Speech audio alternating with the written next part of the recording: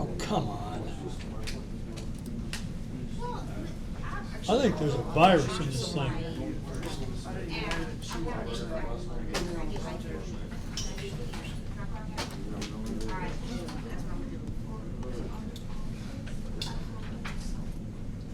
Thank you.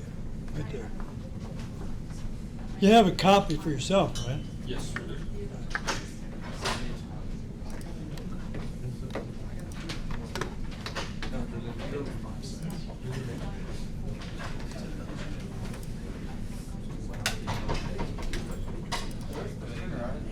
Upstairs. There's one below. There's only two. There's another. The second time I went out, Ryan did that, taking my Thank computer. You had to work. I'm just gonna do it real quick. We'll sit there. This is the assignment. What? Keep this here. This is the third floor. No. Hey, worked. First floor, don't go on unless you're trying to, like, study, like, you have to attend something. What the hell's that mean? Yeah.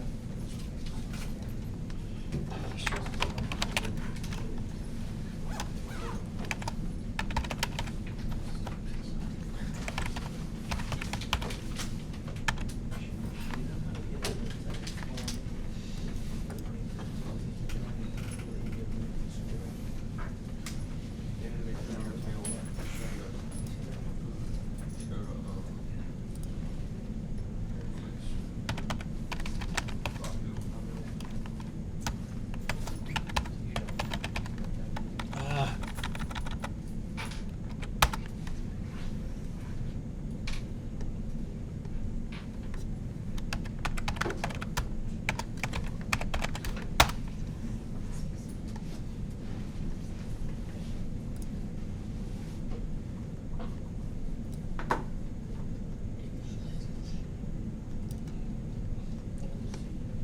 Piece of crap.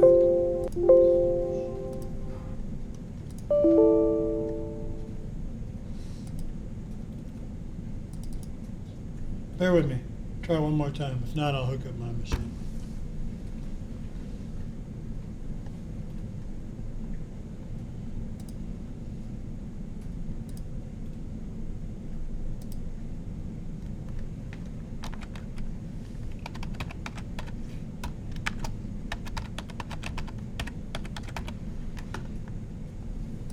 What'd y'all think of Todd? Good, it's very informative. What'd you learn?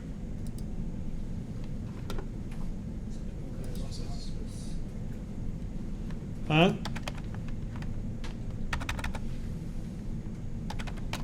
What's the most significant thing the most significant takeaway? Come on. Quit looking at what I'm trying to do up here and talk to me.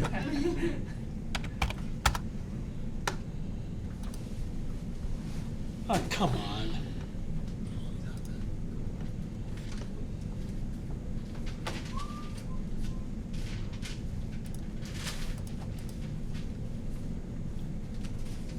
Well, it ain't gonna work here, so I'm gonna have to do the other bit. So what did you learn?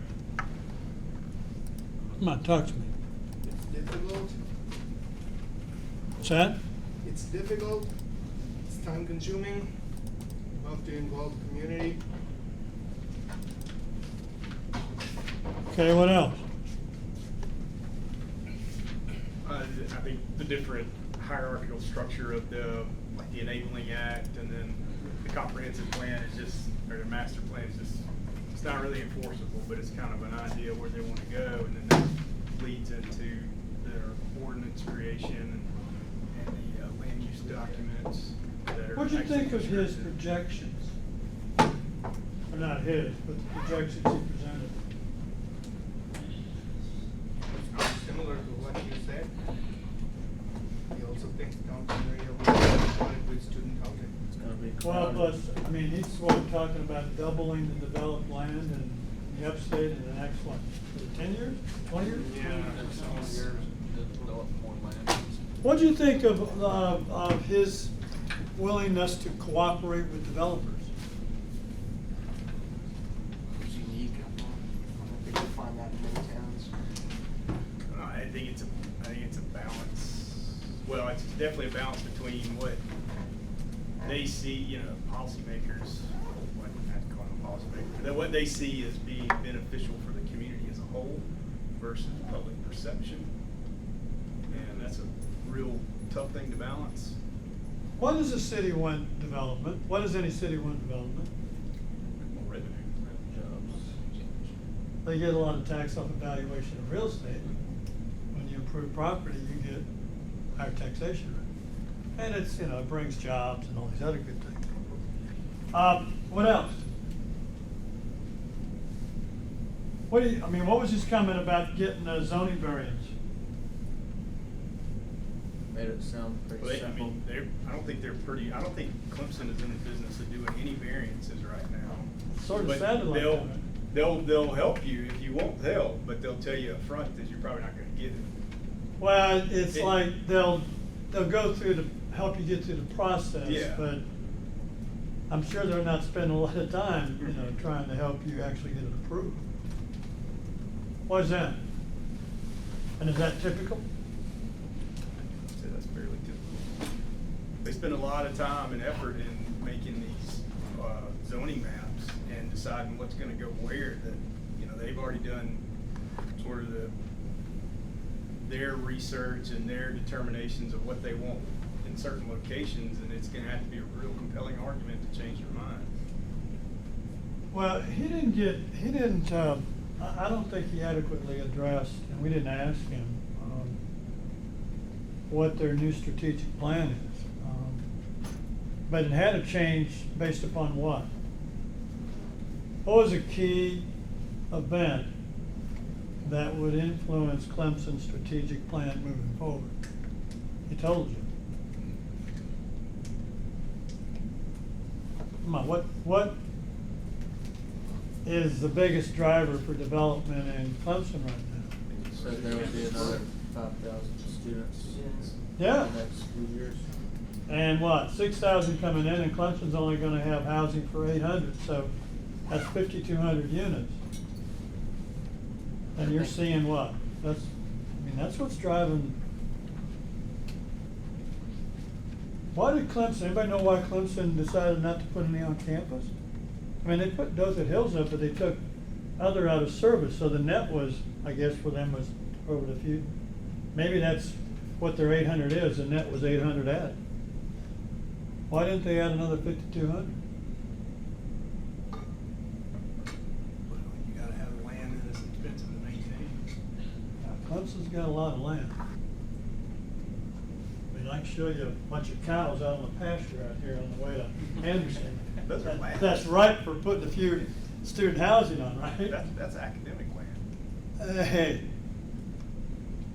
just so you know, Clemson, when they did Dothan Hills, or Dothan, I don't know how they say it anymore, but that 1,200, I think it's 1,200 unit complex out here on Perimeter, or whatever road that is, 133. They were gonna let a developer do it and then lease I think it was, a long-term lease on the land. But they didn't wanna mess with it. And then, I don't know, a few months into it, I guess they must have run the numbers and they said, wait a minute, this is stupid. Why do we want to let somebody else make money off of this? Why don't we do it ourselves? So if that worked for Dothan Hills, if that's why Clemson owns it, why didn't they do it for another 5,200?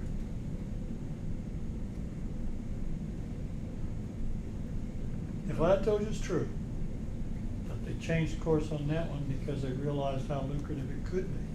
No reason. No good reason. What? No good reason.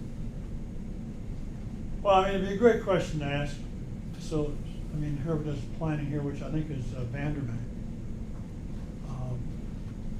But what it's done is what? What's it done to Clemson? I mean, you got two choices. Put the student on campus or what? Put them remote and get a car. Or try to force them to ride a bus. But that either a car or bus does what the traffic.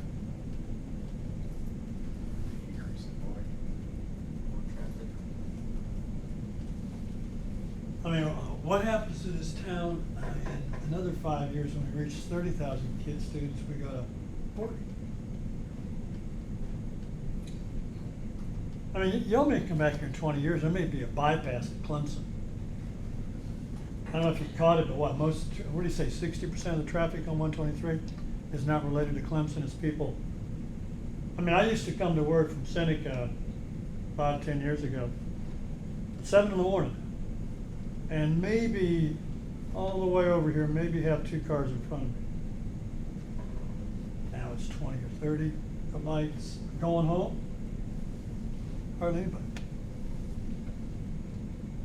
You try to come over here at 8 o'clock or 7:30 from Seneca, good luck.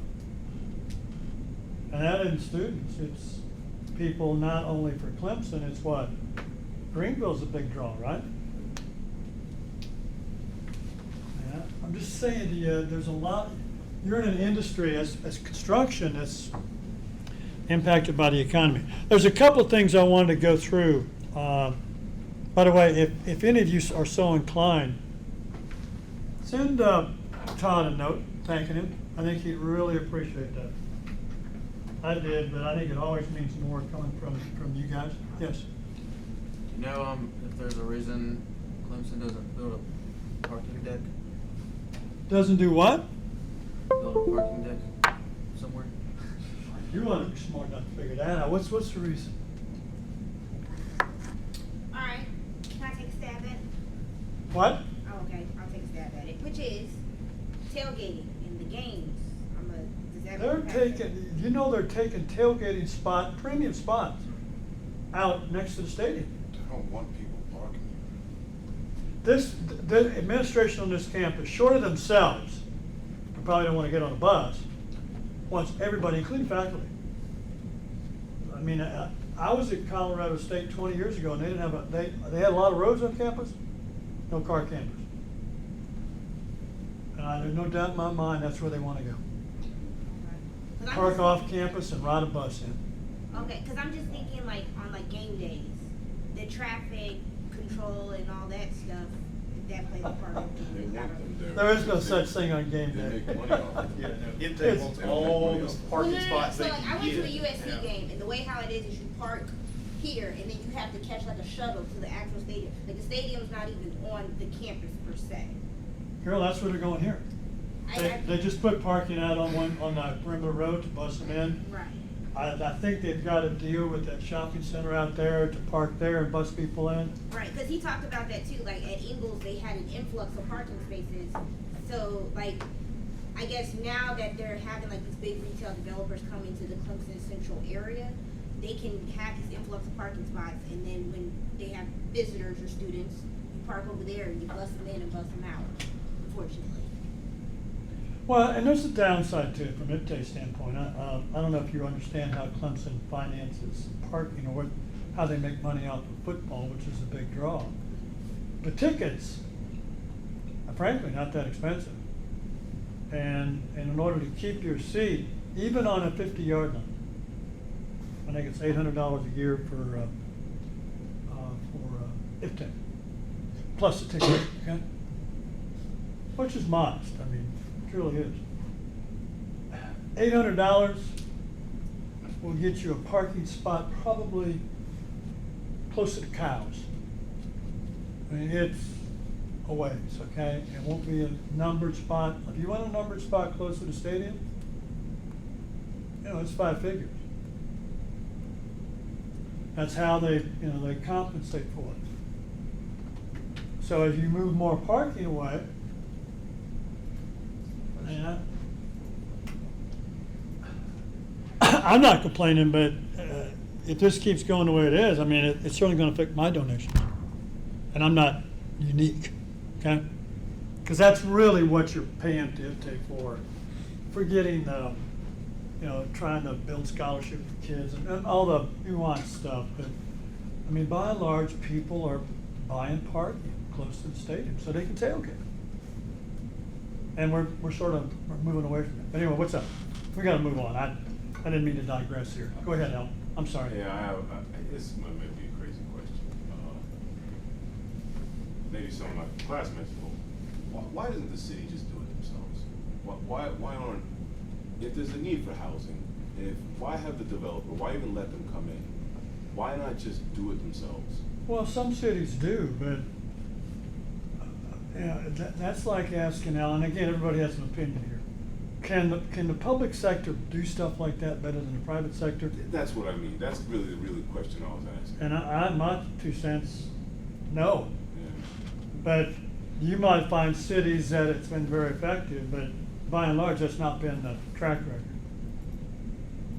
I mean, what I think has happened to public housing is it winds up being subsidized, and it winds up being where you filter in people that maybe can't afford what the private sector's developing, and which is fine, right? But it's, I mean, the city, again, ask yourself this, and this is one of my, what I think is a truism for all of us professionally.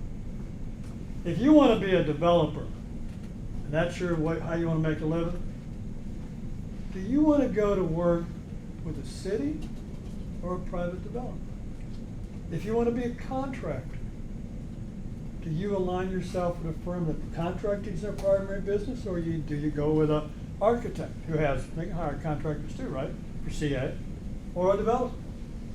Most people want to align themselves with people in their profession that's what they're doing for a living, because you get good at it that way, right? You're more able to compete, generally more successful. But that's my opinion. But hey, Alan, I think a better question is why Clemson didn't do it. I mean, that to me is, you got the land, you wanted to get people on campus, down in the gully, where they're growing vegetables, which they don't, my wife used to do that, and she said they don't know when to pick them. They pick them raw, and she stopped doing it. But my point, you could put parking down there, you could put a park, you could do everything. And still what? Because it's down in the hole, you could do a 4-story building and it would feel like a 2-story. It'd be a great question for them. Great question. Maybe because they don't have to, because we can just raise your fees, right? We're going to push through some real, and for some of you this will be really elementary, okay? But some of you have not had scheduling. And before we jump into this schedule, an MS project, I wanted to make sure I reinforce a couple things, okay? Again, there's a lot of reasons you do a schedule, but I personally think that as a manager, as a developer, you're doing it first off to make sure you understand the plan and what's required, okay? And then you're what? That's your plan, but now you're going to graphically present it. You try to communicate. You're not getting there, you're not getting to the finish line by yourself. You've got to make sure people understand it. You set goals, often not only for yourself, but the players that are helping you get there. And you're using it to monitor progress and then what? Predict outcomes. For developers, it's a little bit tougher. Why? Because I think they have less control over a lot of their activities. They can't control a design review board. They can influence it, try to respond to it, but that's tough to control. Whereas once you get into construction, in theory and in practice, most of us hopefully realize that you have more control. You're signing deals based upon what? Outcomes based on time and cost. Committing your firm. So, and it's generally what? Either you're doing it yourself or you're contracting directly with the people that are doing it. You have more control, okay? There's a text that I ask undergraduates to get. It's I call it a scheduling 101 or planning and scheduling 101. It was written by, and those of you that don't have background in how to develop a plan and then ultimately a schedule. A plan is what you're going to do and how you're going to get there. Schedule is graphically presented, okay? All we're going to do today is talk a little bit about planning, but mostly talk about how you make it, your plan, graphically presentable, okay? these are the steps. Now, that text is a very straightforward text. It was actually written or published by AGC. AGC is the trade organization for contractors in this country. It's for their members and also education. It's a really, I think, a decent text that's not filled with a lot of academia, filled with a lot of practical advice. These are the steps for developing a plan and ultimately a schedule. You don't get down to a schedule, i.e. the graphic representation, till you get to this point, which to me is the easy part. The real meat of a schedule is up here. You understanding the project scope, you identifying the activities that need to be on that plan, you start looking at durations for these activities and how they relate to one another. That is not in MS Project. You can't punch a button and MS Project do it for you, okay? That's the meat. And what I'm trying to drive home to you right now is you walk out here today, don't feel too good about yourself because you know how to use MS Project. After you learn, you could teach a fifth grader to do it. Because it's technology. It's a software program. If you really want to hone your skills, you need to start thinking about how plans are developed. And if you haven't taken a scheduling, planning and scheduling class at the undergraduate level, I know you all are busy, but if you haven't got that skill set, you probably ought to consider trying to get in one. And I'm not advocating for more students, because Lord knows I got enough in these classes already, but I teach now the undergraduate, so it's a junior class in scheduling both semester and spring. So if you really want to dive down into this and understand the process of planning a job, check with Dr. Clark. I assume they'll let you take undergraduate. I don't know if it applies. I don't know if you have to pay extra. I don't know, okay? But if you're going to be in the field of construction, and if you're going to stay in the States, if you don't know basically how to do this, you're not positioning yourself to be successful, okay? That's all I'm suggesting to you. As best you can, all right? The level of detail, the answer to that again is it depends. It's your call as a manager. If you're a developer doing this, it's your call as a developer. Developers not real good at doing this. They generally lean on who? Contractor? Contractor. That's one of the skill sets you bring when you start talking fast track, okay? We may not know what a designer does or what a developer does in detail, but we do know how to plan, pull out of them, ask the right questions, start getting them to think about durations and sequence, and then graphically kicking that back to them so you have something you can work with. And we're good at that. We should be good at that. But it depends on the level. All these things factor in. Who's using it? How much you know about the job? How complex it is? Who's doing the work? What I'm saying there, a developer's plan, if they're doing a lot of stuff internally, they may not break it into 6 activities. If they're looking to reach out to other experts, they're probably getting an activity for everybody they're reaching out to, because they want to track those individual pieces. Same thing with a construction schedule. What you're going to find in our industry, and I think developers are pushed there too, when you look at construction, again, I don't know if it applies to the development activities as much. What you've got is there's an optimum time in any given market for any given work item. There's an optimum time to do that. In other words, the optimum cost to do that, and that's related to time. In this market, if you want to aggressively attack durations of activities, you're probably driving up costs. Why? You may be forcing contractors to hire less skilled people that have to be trained, productivity's lower. You may be limiting the number of people, number of subs or vendors that can actually do that work in that period of time, which means you're probably ramping up quality, which again may ramp up cost.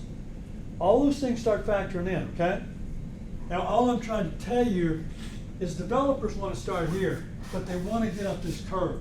Now, it's probably flatter than this, again, it depends on the market, but they're always, and rightfully so, they wanna get to the market faster. So they're pushing you up this curve until budget pushes back on them. And all I'm suggesting to you is that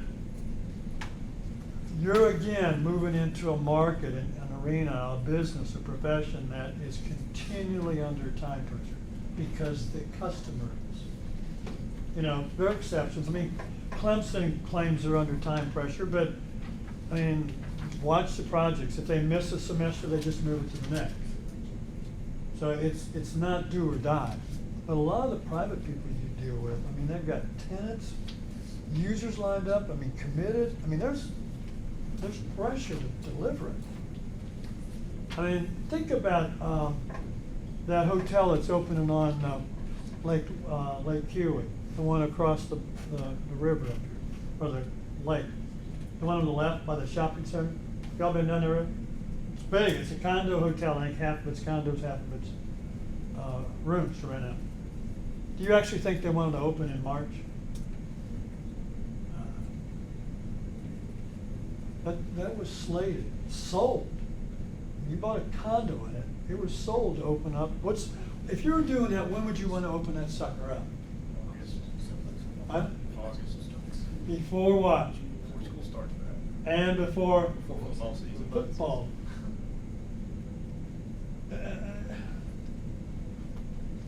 I don't know what happened on that job, but I can suspect that there may be some disputes arising.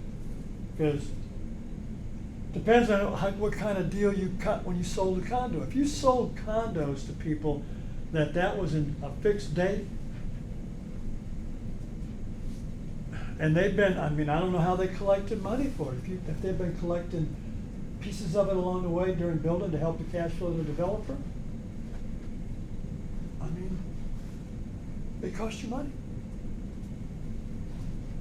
Because again, it depends on how it's sold to the user.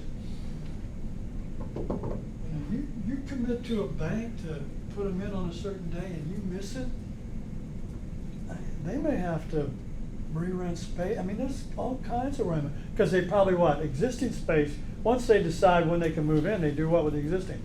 Well, I don't need that, so cut that one off. And that isn't done a day before they move in, it's done a year or two before they move in. Some of these have really hard pressure. And again, what I'm trying to tell you, that you're gonna get into a market where you need to develop your planning skills. You need to be able to develop your scheduling skills, because it's ever more important. You gotta select a unit at a time, and again, that depends generally on the level of detail you want to show. What I'm suggesting for this development schedule, we're working weeks. If you're doing a construction schedule, you're probably working days.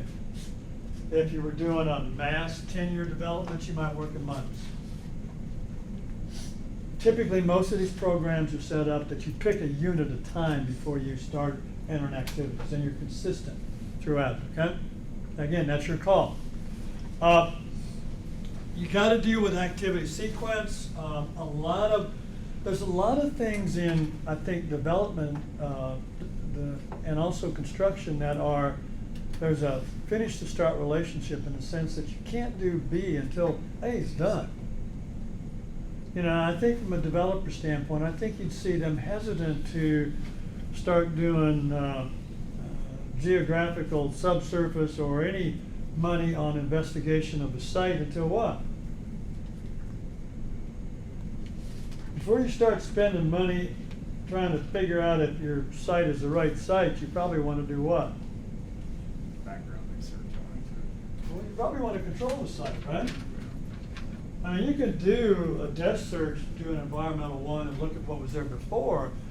But if you want to start spending money, hire somebody out there to do some subsurface to make sure it isn't contaminated, yada, yada. You don't start spending money typically until what? You control it. And that's either option or buy it. Okay? I mean, there are some, I think, some relatively hard relationships, or maybe a better choice of words, is preferred relationships in development. And the same goes true with construction. what you're seeing is that even though there's a lot of linear, finish an activity, start activity B, what you're seeing as you're moving up that curve to get done faster and faster and faster, you can't rough in a petition until the studs are up, right? I mean, the framing has to be there, right? But do you have to wait until all the framing's up to start roughing? Probably not. So you move more to more relationships where, okay, there's a start-to-start relationship. I can start B 2 weeks after I start A. I don't have to wait till A is done. What that means is what? You're doing more concurrent, which means you're probably compressing the time frame, which means now you're also entering an arena where what? It's a little tougher to manage. Because now you've got what? More resources on the site. Same thing I think holds for a developer. If they have a lot of start with legs, they're bouncing a lot of balls. If they drop one, it may cascade through everything. Again, the logic that the developer takes, the logic that you take on your expertise for construction, the logic you may advise them, depends on the parties. It depends on that job. I mean, there are projects you're going to do that you have to do things you wish you didn't have to do. Just have to do it to get it done. Things you wouldn't normally do. This is generally in most contracts time is of the essence, which essentially means what? Maybe it's important. It's a requirement of the contract, a condition for performance. In our industry, you sign deals, generally speaking, if you give them your plan and your schedule, if you're tracking behind it, they generally have options to start making you take certain action to get back on plan. Because it's your plan. Nobody tells you how to get there at the finish line. When you tell somebody how you're going to get there and you're not tracking, you're in theory in default. It's important to most owners. Well, maybe Clemson too, I don't know. There's a concept called critical path. What does that mean? Those of you who have scheduling backgrounds. It's the, Well, why do they call it critical path? because there's no float in between two. What is float? Float is the gap between two subsequent activities. The buffer The buffer time. So critical path is the longest path. What in does the a network. buffer mean? Explain that to everybody. Buffer means, let's say if activity A and activity B has, the duration between two activities is around 3 days. So that means if activity A finishes on X, so B can start after X plus 3. There's that 3 days of buffer. So even if A delays by 3 days, that doesn't impact activity B. Y'all understand that? Yeah. That's float. What is critical path? Critical path is the longest duration in the network. So that means if Let me any, simplify if this, any okay? activity. He's getting there. Let me simplify. Yeah. When you do a schedule, you may have 100 activities. Not all of them are critical. In other words, not all of them have to be done exactly, start exactly on that day and finish on exactly the day that you're saying. But if you look at that group of activities in their sequence, somewhere in there, there's a series of activities that have no, you gotta be right. You have to be right on the start date, you have to be right on the duration, you have to be right on the completion date. And if not, unless you adjust something else on that path, the project's delayed. Everybody follow? Every project has at least one critical path. As you get more and more concurrent, you may have multiple critical paths or what? More activities near critical, which means they got a little bit of room to move, but not a whole lot. As you get more and more critical activities, it's tougher and tougher to manage because stuff happens. Now, whether that's a development plan or development and construction or just construction, it's all the same situation. They all have critical paths, okay? Activity float is essentially, MS Project calls it slack, which I don't know where the devil they came up with that name. The industry calls it float. It's how much an activity can float. One of the big issues in our industry that you just need to be aware of, the question is once you do that and you have an activity has 5 days of float, 10 days of float, or a month of float, Who owns it? An owner will tell you they do. You know, you got 30 days to float. I don't have to give you an answer on that. You got 30 days. I got 30 more days.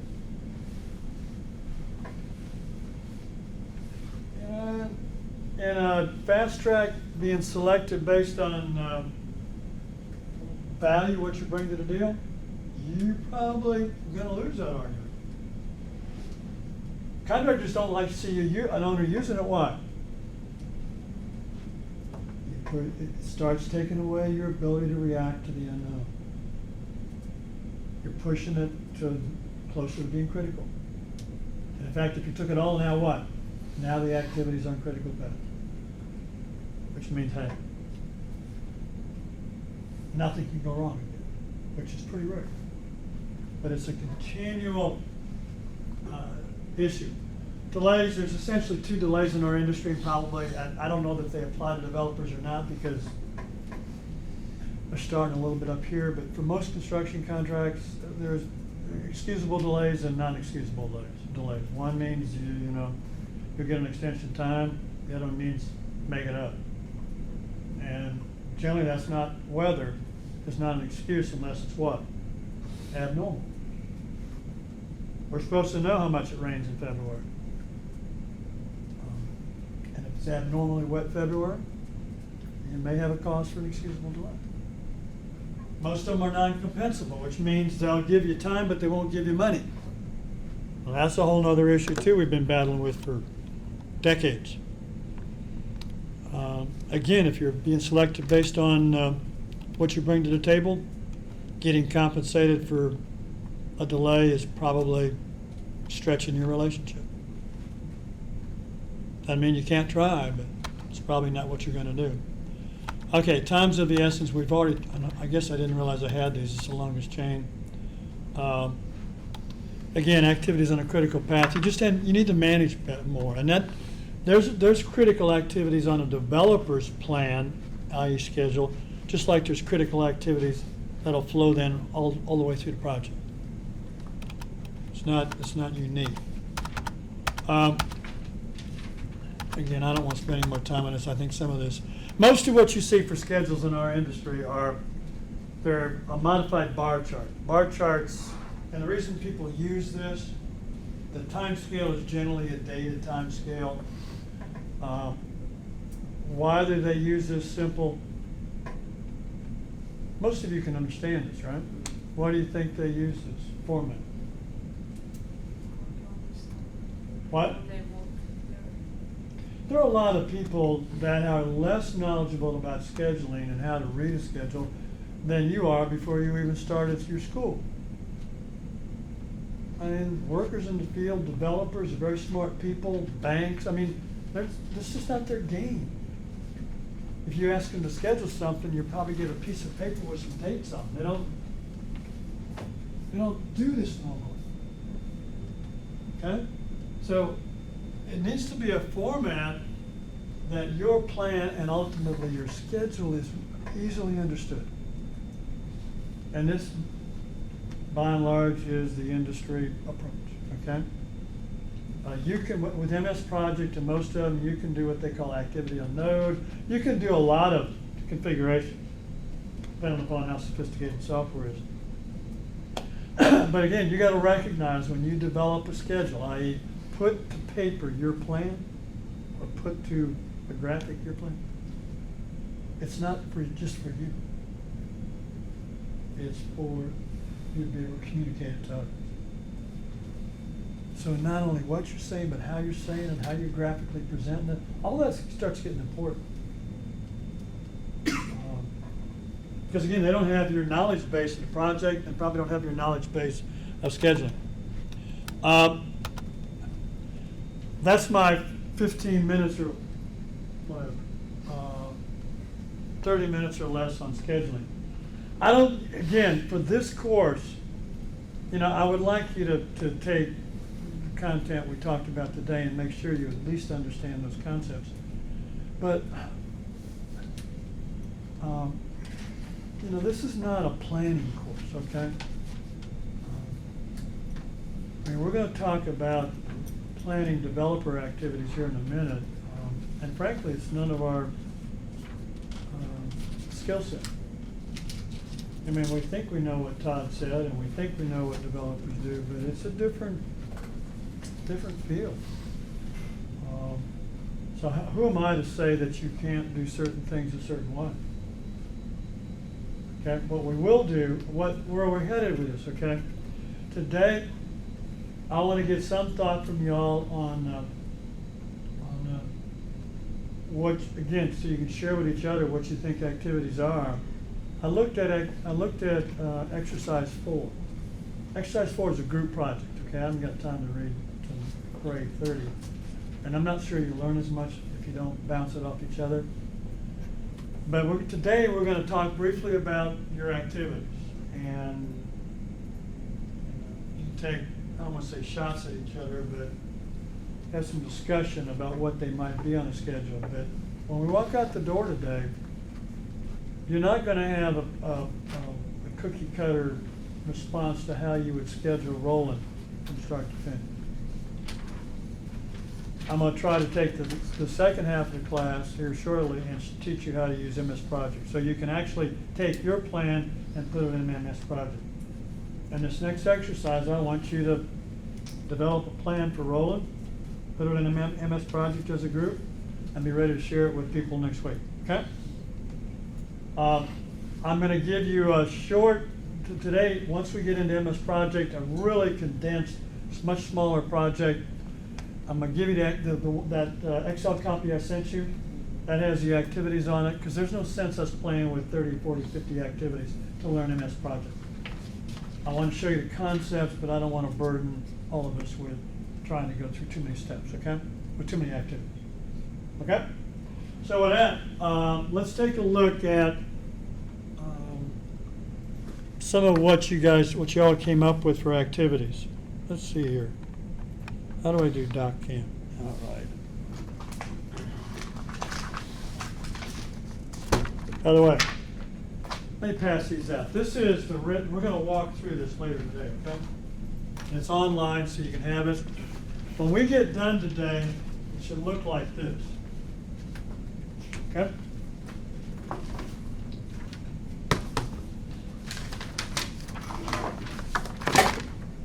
And that's just for frame of reference.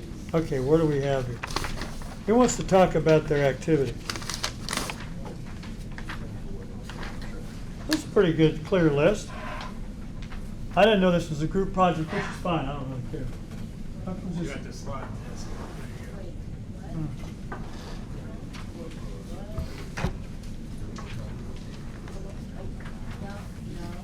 Let's see, I think I can zoom on this thing. Hold on.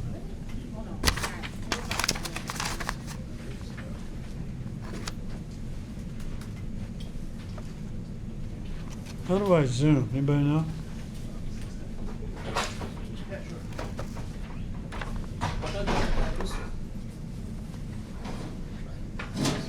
I swear I used to be able to zoom. No, I don't know. You can't see this, can you? Try it. I couldn't see that. I thought. I know, nobody can see it.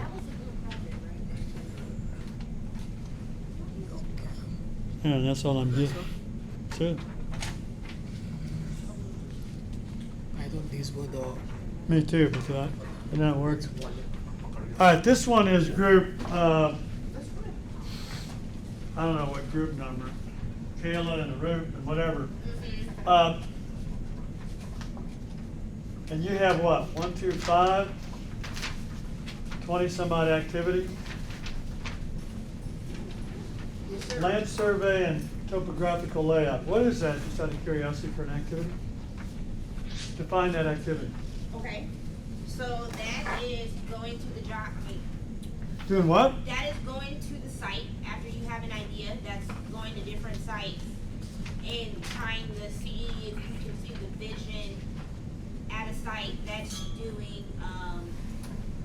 like the overall conception, maybe taking some photos, going back to the drawing board. that Well, kind but of thing. again, I'm not trying to, one of the things with a schedule and or a plan and ultimately your schedule the description on the activity has to be, I mean, you have to have some consensus, Right. okay? So, and that's sometimes tough for you to do. And that often affects the label. You're not doing a survey, right? And you're not doing a topographical layout. I mean, is this something that you're doing as a developer? Again, this group, okay, I'm not trying to single out Caleb. Are you doing it, or are you expecting a designer or an engineer to go out there and do it? What does this mean? Come on, the rest of you in that group. Yeah, somebody. Al, David, Matt. Okay. Well, Carl is not in this room. Neither is Matthew, right? Matthew's a. Matthew's Just- David, Matthew, and Carla, all of them are. Well, then you three need to be speaking for the whole group here, okay? So how do you define it? So it's that we go out with Who's we? the developer. Okay? We go out to the field. We show our engineers or somebody that we hire. We tell them to survey, give us coordinates in order to plan and draw building layouts. Hell, you can get that off a plat. Get rid of what? You can get it off a plat. Go down to county courthouse and get a plat. You can get a topo. If you want to do a layout, I'm not trying to. What I'm trying to challenge you on is, if that's it, you're trying to get that for why? Why do you want that information? What are you doing? You gonna get an architect to do a? Yeah, I'm trying to get them to design the building. So what? You already control the land. I mean, No, it's just that I have an idea of the building. I would like to see if it's feasible to do in this land. and how do you do that? So I would plan, draw building layouts, if it's possible. If I need to change, like for me, if I need to maintain, Again, I'm not trying to box you in a corner. That's not what you're telling me here if I picked up your schedule. Hey, you're gonna go out there and survey and do a topo, right? Which at some juncture you gotta do, probably, right? That's probably what the drop off of that survey to validate whatever maybe is a pre-closing thing. If you got an old survey on the side or whatever. But are you gonna do that? And when are you gonna do that? My point, it doesn't dovetail with what you're saying you need it for, okay? Because you're almost talking like you're gonna put some money in this sucker before you even lock up the land. I'm not saying you can't. But it doesn't make much sense, right? I mean, challenge me, okay? I'm not claiming to have all the answers, Are you right? talking about setbacks? After purchasing? Site selection. What does that activity entail? Do a lot of you have site selection? So what's that, how long is your site selection? 2 weeks for some. They got a month. How about everybody else? I got 2 months. The analyst, maybe 4 or 5 weeks. All right, so we got roughly a month or less for site selection. What does that mean? What's in that activity? I went off now. No, I'm gonna come back, I promise, I promise. so it's going out to the field, looking for the documents that we need to get this land, talking to people who owns it, how can we get details of the land, and why it is feasible, why it is suitable to develop something in this land, why not something else? So you're gonna do market study? Analysis, no, not really market study, but, so, when we are building with the 405, it should not be about. Understand my question again? Y'all need to, because if you're doing this for real, what you're really forcing yourself to do is plan this in your head. Go through this in your head. And if you're not real certain about what's in there, how can anybody that picks it up be real certain, okay? And I know this was an academic exercise. I know you don't have any money invested short of tuition. But you need to really again, at least amongst your group, have a consensus, hey, this is exactly what we're gonna do here, okay? Let's carry on. Marketing research. Let me ask you that, how many of y'all have marketing research as an activity? Market Is that analysis. an internal thing or an external? Is that a third party? I or put a internal? consultant on here for us. So you got a consultant doing it for you. So what you need, what you're talking about is an early assessment of viability of the site, which is generally in real estate, it's what? Location, location, location. So that's sort of a market analysis itself. And yours is generally an internal thing. Now you're going to a third party. Why do developers normally at some juncture go to a third party? They don't have expertise. What's the reason for that? Even if they have the analysis. And again, I'm talking, you know, that old bell-shaped curve, there's exceptions to everything I said, okay? But why do you think they go to a third party to do a formal market study? Because now you're spending money, right? Why do that? If you're doing it in-house, you might bring in your biases when you're doing the market study. Okay, why else? Why else? You say why they put the third party? Speak up, I know they can't hear you on tape. I didn't understand the question. I'm saying, Arup, I think, was referring to some sort of an analysis which traditionally the developers do an internal market analysis. They look at growth and all this other good stuff, and they try to predict need, yada, yada, yada. They may go out and talk to certain users and see how they're responding, but at some juncture, they're probably going to a third party to do a formal market analysis. So the question is, why are they doing that? I mean, it's a little bit of a risk mitigation, because you know, if you go to a consultant that specializes in this type of analysis, they probably got a lot more data than you have, and they can do a lot more work and research into the specific Okay. needs of that market. And I have no doubt about that, but why else would they do it? Yes? Also to secure funding. It's kind of like going to a bank and getting money for your house without getting what? A contractor to tell you what it's worth. They may trust you, and you may have done a bunch of analysis and know what you can spend and what you can get for it. They're probably saying, hey, wait a minute, validate it. And developers have some of the same dilemmas. Architect selection. When do you do that, by the way, just out of curiosity? And by the way, you got 2 weeks. How long does it take you to get an architect? I mean, it depends on if you have a relationship with them. Depends. Yeah. But how long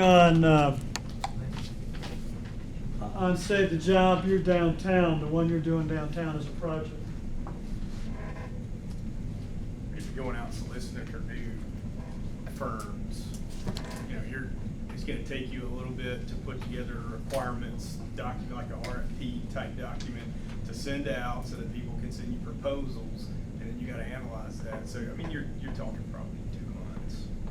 I mean, again, you may have, it's a developer's call, but it wasn't uncommon for the developers to reach out to 2 or 3 contractors and ask them for budget and some value engineering suggestions. And then based upon the feedback, they start picking a horse. It also depends upon the project size. I think that's a big factor. Probably how much, what relationships you have in the area. Again, all these variables, okay? And again, all I'm saying to you is think about these things when you start determining durations and how you might go about, if this was your project, how you might go about selecting a team member. Because I love this, selection of a constructor and partner. Are you looking for equity investment here? Yeah, probably. I assume all of you had selection of a contractor, right? On this is the Roland office building, right? Yes. Are you gonna fast track this or are you gonna bid it? You're the developer, okay? Depends on the relationships I have in the area. I mean, from a general perspective, the building is pretty simple. And We can bid it. We can go for bid. how about the rest? Depends if you already have tenants in place, what that contract says, if they need to be in by a certain date, you want to fast track it. How long is it gonna take to draw this up, design?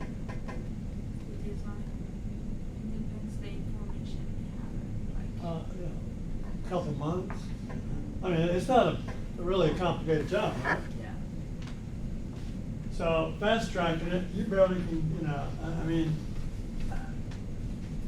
I would make a strong argument, even if you had relationships, you'd probably pick, what, one or two contractors that you have a relationship with, and say, hey, this very select bid, but we're gonna get final documents. You can fast track it, but the smaller and the shorter duration design, it's tough to do it. I mean, to fast track in theory, you'd have to do packages. You can do a package on, slap on right. And it's, you can do it, but it's more difficult on a small job. Okay? So think about it, right? Conceptual schematics. Y'all have that? Anybody have that one? How long was yours? What duration? It's 45 days. 45 days. Holy moly. How many iterations are you going through here? Actually, mine's first concept plans, and then based on that, the duration of schematic and the final. When you say final mine, plans. you should say ours, unless you did it by yourself. Yeah. So the duration of schematic and the final designs, that came down after once the concept plan is prepared. What's the difference between concept and schematic? Concept is like basically the layout of the building, the facility, and once that What? is layout of the facility. So what's the contrast between, on this job now, between schematics and concept? So the difference between, I mean, the difference is the level of details in the building. Well, and I would make an argument on this job, they're probably one and the same. Again, depends, okay? But it is so small. I mean, when you sit down and actually do the footprint with a developer, and you probably have a designer involved, you're probably making decisions on what you need for skins and what the structure is, because it's so simple. But again, think about this, okay? I think you've got, what have you got for schematics? Do you have schematics on your? You got conceptual, you got 2 months. The second page, first point. Yeah, I saw it. And I would argue that may be a little pessimistic. But again, it depends, okay? Financing, how many of y'all had financing? There's generally a 2-3 step on financing, which is what? If you're gonna build a building, what are you doing early on besides kind of getting a good feel on concept? What else are you're probably getting a good feel on the market, user, whether or not there's a need. What else are you probably getting an initial commitment on? Pre-lease. On funding. Most, especially larger ones, there's an initial reach out to funding sources, taking them your idea, your equity positions, however you're gonna frame this deal out and what you're ultimately gonna go to them for financing, to get a tentative yes or no. Now, this doesn't look good, I can't do that. And then if you got all those pieces in place, then what? You're pulling the trigger. In some cases it's, candy by the door. So, but final commitment generally comes when? Once you got a price, right? And there could be what? What kind of financing on these jobs? I doubt it on this one, but larger work, you probably have what? Well, I wasn't thinking about that. I was thinking about construction financing and permanent financing. They're generally, and I don't really want to go down that road, but they're, especially on larger work, they're generally, they may be the same entity, but they're 2 separate commitments. One is viewed as a different risk than the other, okay? Would there be 2 separate funding sources? It may be, it may not. If you got a good long-term commitment for a permanent loan, a 20, 30, 40-year commitment, but they don't do construction financing, they probably have somebody they work with, but they don't really step in until what? You go CO, or whatever the target date, to flip it. On this one, my guess is you probably got both. Whatever you went to, they're probably gonna, because the construction is such a short duration, lower risk, yes. Is land financing the same as long-term financing? And again, it cannot, you can, I mean, if you wanna close on land, you can get a separate land, commitment. It's probably what, higher risk, higher rates. And you know, the thing you gotta ask yourself, why do you wanna close on land if you're not gonna use it for 6 months? If you're not gonna even start building for 4 months or 6 months? You really wanna do just what? You wanna control it. Once you start turning an architect and engineer loose, start spending money, you probably ought to be controlling the land, okay? And I'm not saying you don't have occasion when you can't option, you gotta buy. You can get, I mean, you can go out and get land financing. It's just generally a higher rate, and then the problem with land is it doesn't produce income. So it's taking a chunk of money and setting it aside, having to pay money on it. Now, I'm sure they evaluate, okay, what's the option cost for me versus me doing that? So is the difference when you apply for that loan? Yeah. Okay. I mean, you can, I mean, typically, I mean, again, I don't do this every day and markets change, but typically it's all wrapped in a final package. And ideally what an owner wants, what a developer wants, they want to close on the construction loan, close on the land, start construction. And what was the fourth one? Anyway, those three the same day. That'd be ideal, right? Go. Because once they close on the construction, or once they start construction, they can't start construction until they have commitment. They can't get commitment until what? They probably control the land, and they have total, I mean, all this stuff, ideally, they wanna use the land. They wanna start building on it as soon as they close. Which makes sense, right? You know, it's a cost doing, it's more costly not to do typically.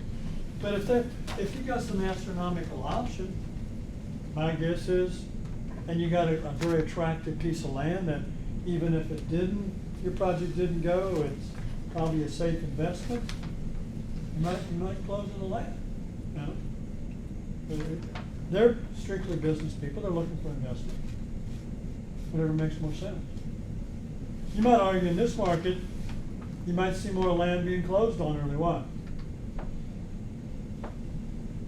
Owners might be reluctant to take it off the market because there's a lot of interest in land, and number two, it's probably going to appreciate. Again, it depends on the market. Does that make sense, Will? I mean, yeah, but it'd be a great question you might ask, Robert's going to be here next week. He's an instructor in the MRED program, but he used to be a developer. I mean, those are great questions to ask. Because the more you understand what their business is, the better you are in responding to it. Okay? Let's take a few more. Capital estimating. What in the devil is that? What is this is a new term on me, Roop. How many of you have capital estimating? Sort of. I have a life cycle cost analysis with the So return on it's, investment. yeah, it's a cost analysis, how much we need in order to build. How much what? How much money we need in order to build, complete this project.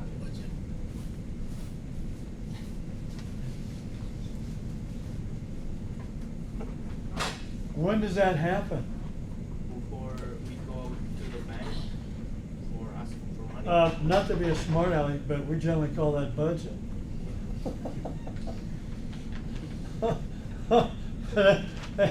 You know, with your schedule, you guys may have to have a glossary here, okay, so we can understand all that. Yes, yes. Liaison with financing partners and equity. What in the?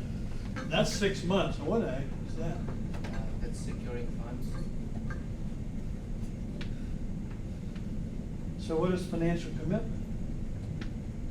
Why did I put that? Well, if you didn't, yeah, I mean, first off, you know, if you got an equity partner, again, you probably have what? Dual commitments there too, and maybe a harder commitment up front.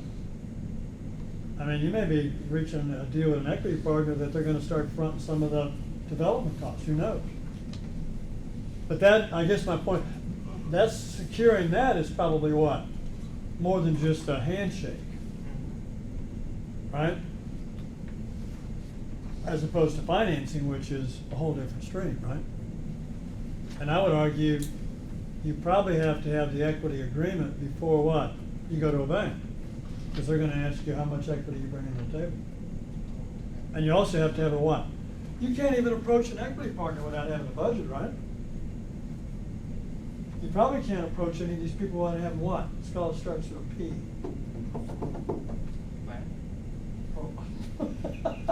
That was good, I like a pro forma. Y'all know what a pro forma is, right? Which it combines budget, income, I mean, it literally looks at it from an investment standpoint. Does this, what kind of return can I expect here? So it's pulling all these factors in. When is a pro forma? If you're a developer, when do you do that? When do you establish budgets and expected income? When you develop a pro forma? Huh? What? Feasibility. But what stage in the game? Before you go for financing? What? Before you go for financing? Throughout the entire process. What? Throughout the entire process. You're probably doing it, one of the first things, after you're convinced, based upon your investigation, that it makes sense, you're taking your knowledge and development, at least a preliminary performance, because to reach out to an equity partner or even a financing partner. You should be able to know what kind of rents you can get pretty Right. early. I mean, you're trying to align a lot of people to where you want to get, and to get there, it has to make economic sense. Now, it doesn't mean you don't update a pro forma, but again, ask Robert next week. When does a developer normally develop a pro forma on a project they're looking to maybe do? See what he says. I would make an argument, well, it's like an initial budget. You update the budget, but if that budget, I tell you, it's gonna cost $2 and you've only got $1 to spend, you go on to something else. Now, if I tell you it's $1 and it now gets to $1.10, you have to adjust your pro forma, you have to adjust your expectations, and then decide if you go further on. Remember that excerpt from that development paper or article I asked you to read? What they're reassessing at every step? And at some juncture, you are getting beyond walking away. Or it's difficult to walk away. As you sink more and more time and money into a project, it's tougher for you to pick up stakes and go elsewhere. And that's all they were saying. Listen, every step you take, you learn more. You reassess what you thought. Does it make sense to continue to push forward? With construction, it isn't a matter of whether or not we push forward, it's what? It's a matter of how we push forward, right? We can't say, well, hell, we're halfway through and we don't think we're gonna make it, we're gonna quit. We're gonna pull out. You know, that's what we do. We then what, readjust our plan moving forward. Developers have the opportunity to walk away. Right? And off to new. A couple more. Approval of public review. What's wrong with that activity? I don't know. It's two different entities, right? Approval from who? City permitting? Yeah, architecture, board of architecture review. So it's set up in a way that. All right, be clear then. If that's what it is, make it DP, Board of Architecture review. Okay? Approve, or review/approval. Planning Commission approval. Anybody else has some activities that maybe you want to talk about? Go ahead. Engaging the leasing agents. Do what? Engaging the leasing agents, like your brokers in the area, to figure out, identify possible anchor tenants, Okay. cover mix, whether you're gonna build spec suites in the back. I mean, I would think probably that's probably something early on to again to gauge market demand for it. Maybe a great idea. In theory, they should know. It's not, maybe more so than you. What else? And that's something that would be easy to do early on because you're not paying anything for it, right? What else you wanna throw out there quick? So we gotta get in MS Project. You wanna take a 5-10 minute break while I'll boot up, my other machine, cause I can't get MS Project. Do I have any computer experts here to figure out how comes I can't open MS Project on this?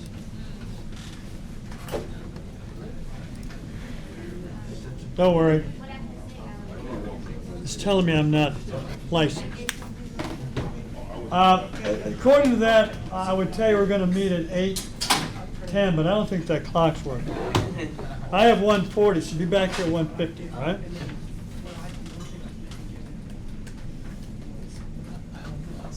Whether you have the activation code entered in that, because soon after installation, you need to enter the activation code, then only it will be licensed. You might have received an activation code after login or after installing it. Well, just try it for me. It should be in your email. What? The activation code. No, there is which, you provided, you just activate the.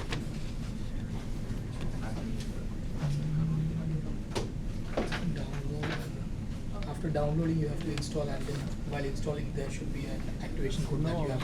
There is already key provided before installation itself, so you just have to copy. When you download the file, there is a. Come on, you got, open it up for me. Come on. You got- I'd love to do it on there because it's easier for me. Go to downloads and first install it. You have just downloaded it. Well, it's downloaded right there, isn't it? Yeah. It should be in. Check in the downloads File option. Explorer. We have already downloaded it, but we have not installed it. So first we need to install. So But go to it's the. already installed, we have to just put the key in it. Yeah. Okay. So there was a switch key option. What was the name of the site from where we downloaded? But it's already, I've already It's downloaded. already No, downloaded but- and installed. Yeah, but on that page, there is a key there, so we have to copy that key from there. No. Okay, the switch key now. Website was. There is no key. But before downloading, there is, it gives the option of copy pasting the key.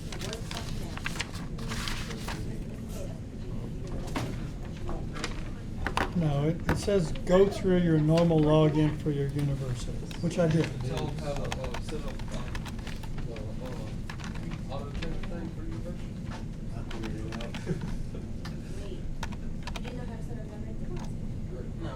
Computer geniuses. Microsoft project.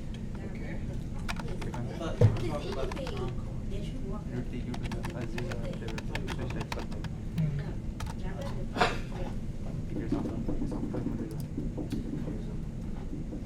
You need to give us more of the architectural perspective.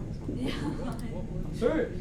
Yeah, but you know, in our firm, we don't go back to architecture. We go like with more engineering or something like. What's that? What kind of firm is it? It's a near social architecture, but we don't have like the new design or new like. G-card? Most of the time we go from the Portugal, like all these. त्याने G नव्हता टाकत तो भाई. And. So your अरे production. पण तेव्हा account आहे. Outlook वरती Sometimes आउटलुक वरती we नाही. need to complete it like the. Outlook वरती जी टाकायची गरज नाही. Yeah. So again, your production, you know. Yeah, yeah. मी काय बोलतोय डाउनलोड मध्ये जा. It's not quite as creative. but- Yeah, you know, I like it to design, but yeah, it's not like design something very neat. Well, there are a lot of architecture firms that do design. I mean, a fair amount of, a bunch of them for either. Yeah, depending on some of them, especially I think it's or something like this. LS3, LSP3. Yeah, yeah. They're pretty, I mean, they do work on campus too.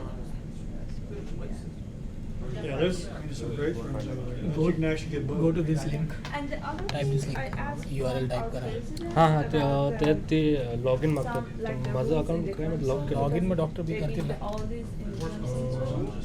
And he said it was Next step so है. hard to deal with them in the like the city. Click on Education And Hub they software. decide to build all this out of the city. Yeah, They say most of the people they do like this. They don't want to go and talk in city and so yeah. Now, Todd didn't talk like that, right? Yeah. You have installed in this. Yeah, it's on that. I just, that's not a touch screen, and I gotta use a clicker. I think I have my work. It's tough to manipulate this with that. Recorded.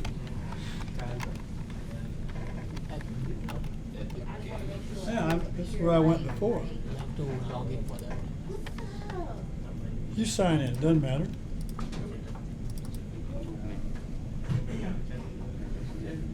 Account में जाते ना S Patel 5. DAT. Where's the assignment? पक्का Did you pass out all that stuff? Yes. Your definition of pass out, just turn around. and give it to them, is that it? That doesn't pass it out. Let's take one and pass. Yeah, that's what most students do. Academic graduates. Now, I did not ask for this. Graduate students Straight up told go me I around was that. finding my people, right? Dr. Clark, she said that's too late this semester. All right? Yes. Did you get that? You got that, right?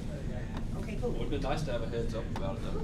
Like a Tell her month that? ago. See, you trying to put me in trouble. She was in a hurry to get to a meeting. Yeah, well, I was told in October we'd have, I'd have somebody help me grade it. They messed around till January, early February. कौन सा version डाला इसमें 16. Then decide. Copy that. It can't be that hard to spell. You would think not, Ben. Hell, I could have gotten help. That's the same damn thing I said. Account. You guys aren't gonna get that. Account. So you do not Activate key. want your kids. के चलो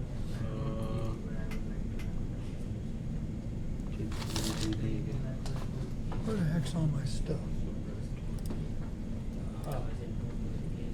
How do we call this stuff out? I saw it fall. I was What, like, huh? I'm still confused. And then you flip it up, flip it up. Give me a- Give me the, Trying to get, hold on, wait a minute. Trying to get. aha. Go.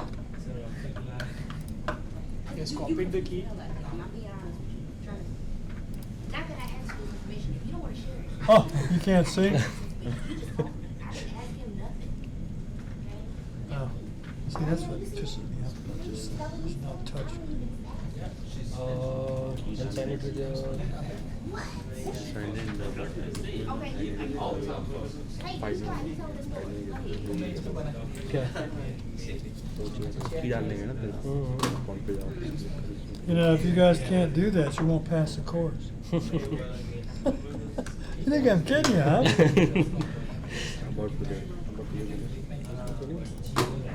Aha, it works.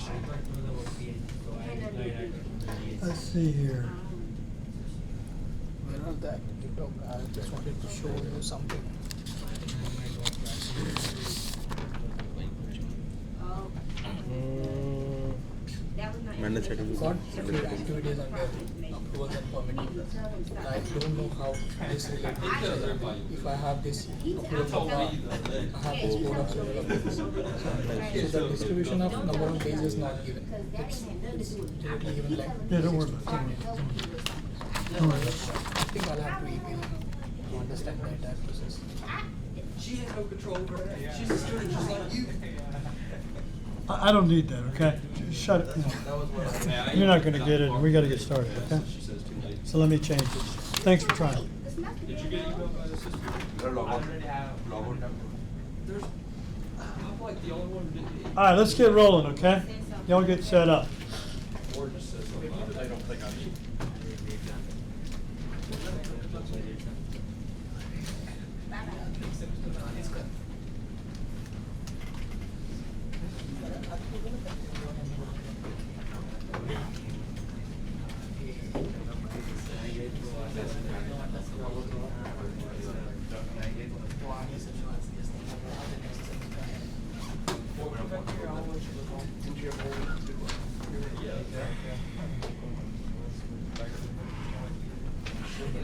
Should've been,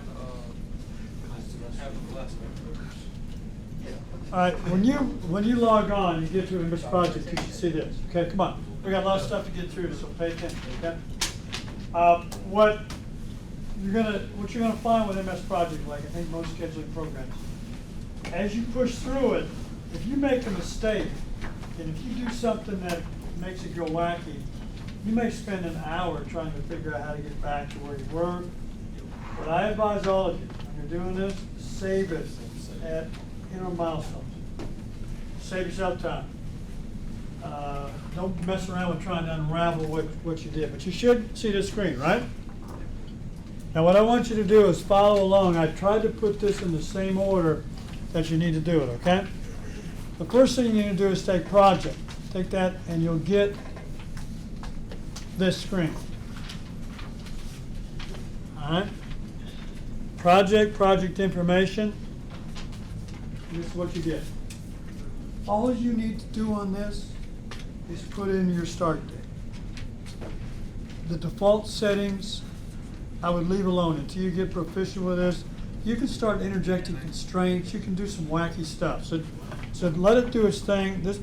What you're going to find with MS Project, the default settings often work for most projects, which is exactly what you'd expect, right? So all you need to do is go in here, and I'd pick today's date, which is what, the 18th, right? And click OK. So all you've told it, listen, I'm going to start my project on today's date. You need to go to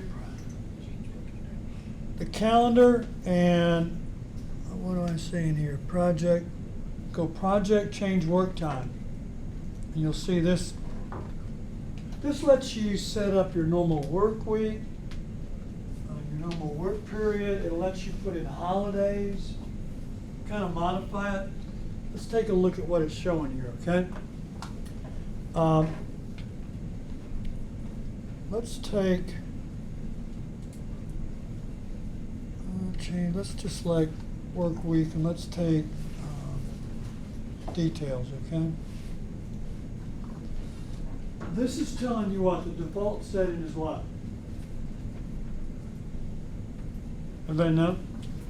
Yeah, you don't work on Saturday and Sunday. Which is what it's telling you here, okay? Let's highlight it. Which again, for most jobs, if you're doing 410s, you change the number of days and you change the work period. That's important, okay? What I would suggest is select OK. Don't mess around with this in either, but if you want to change it, you're fine. You can put holidays in here. Just let's type in July 4th.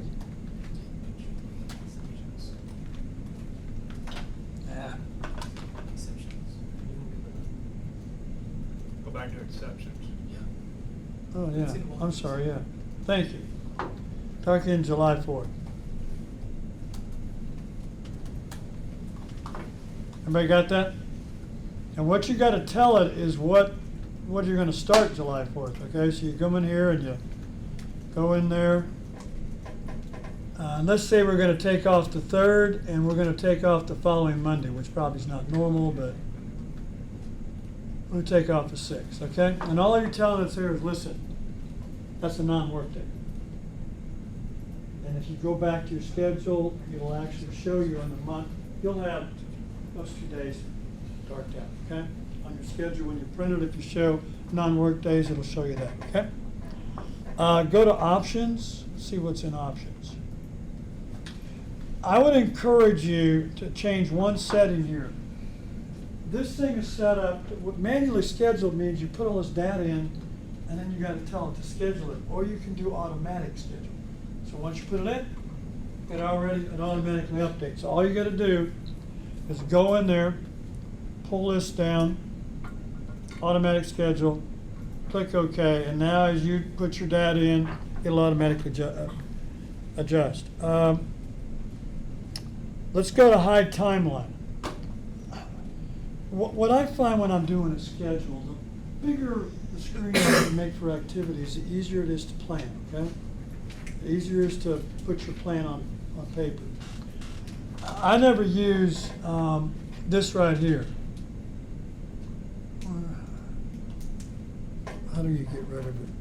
Okay, view, go to View, and uncheck this. And what I'm going to get rid of this right here, which I never use, and I don't think you'll use. Okay. Now you've got more screen to see. All right. Now you can get rid of, just like with Excel, you can get rid of all those tabs up there, but you're continually having to refer to it. So you can unpin it ultimately and make a bigger screen. I'd also suggest you take that and drag this over, okay? We're going to start with duration and activities. Okay?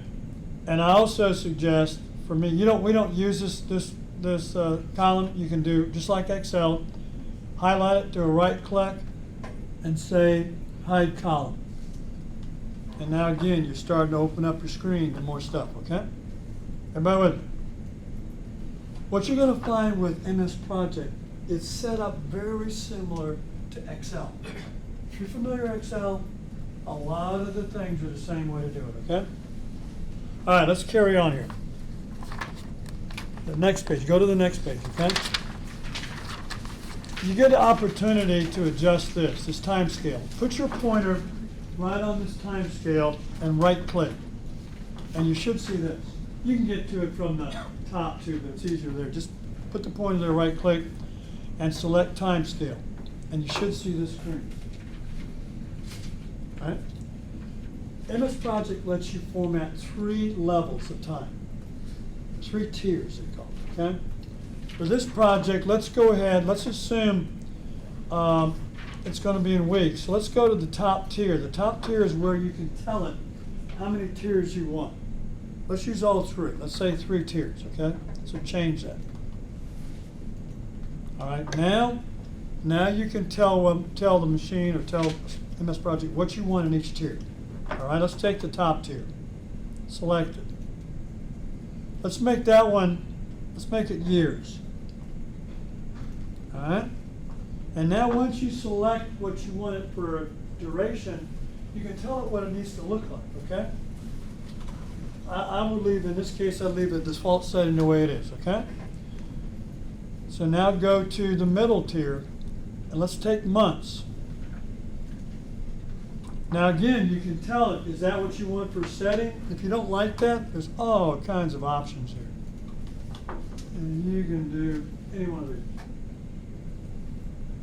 Again, that's your choice. All right, let's go to the bottom tier, and let's make that one weeks. Here's where you need to start thinking about what to put in there.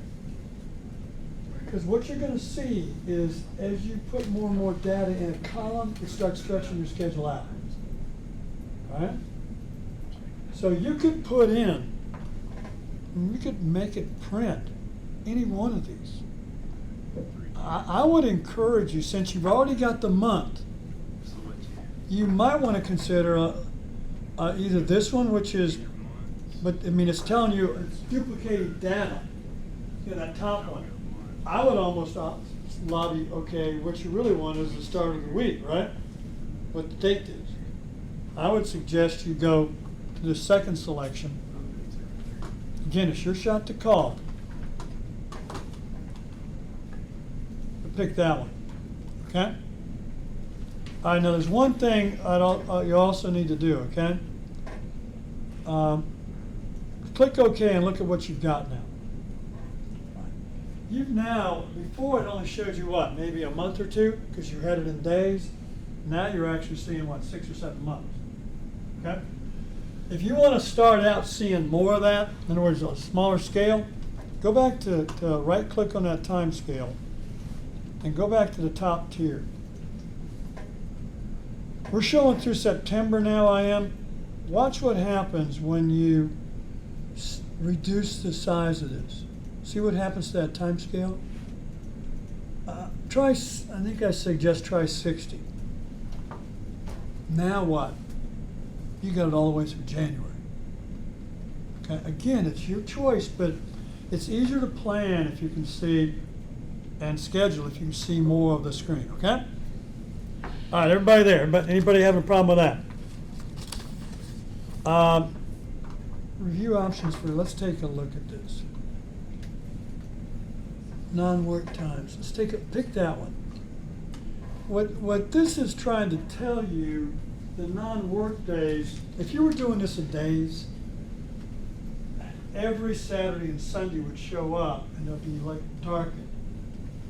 You can either put that dark behind the activity or in front of it. If you put it in front of it, you can see that the activity's not working on the weekends. It's visual. Put it behind it, it'll just run through it. It won't count as a work day, but it's gonna make your bar longer, okay? Since we're in weeks, you probably won't even see holidays showed up because you reduced it so much. But when you do a construction schedule, you probably need to make a choice here, okay? So just click OK, leave it the way it is. All right, let's go to activities now. There's 2 or 3 ways to do this. You can do it just like Excel, type in an activity.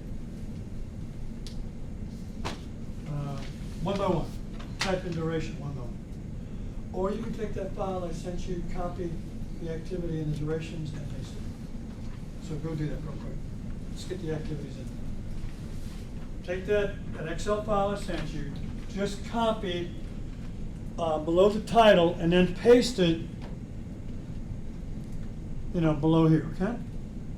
Copy and paste. You should have what, 20, 25 activities? 23. Did you get them in? 23. Any problem? Okay? Highlighting just the task name. What's that? You're highlighting just the task name. You're highlighting just that. Copy this whole stuff. I think you, no, not that. Start. Do it. Yeah, start at line 2 on the Excel. I think you can do the whole top, but I never tried it, so it's not messing with it. Okay, everybody do that? Y'all there? We got the activities in and the duration. Okay, and it should look like,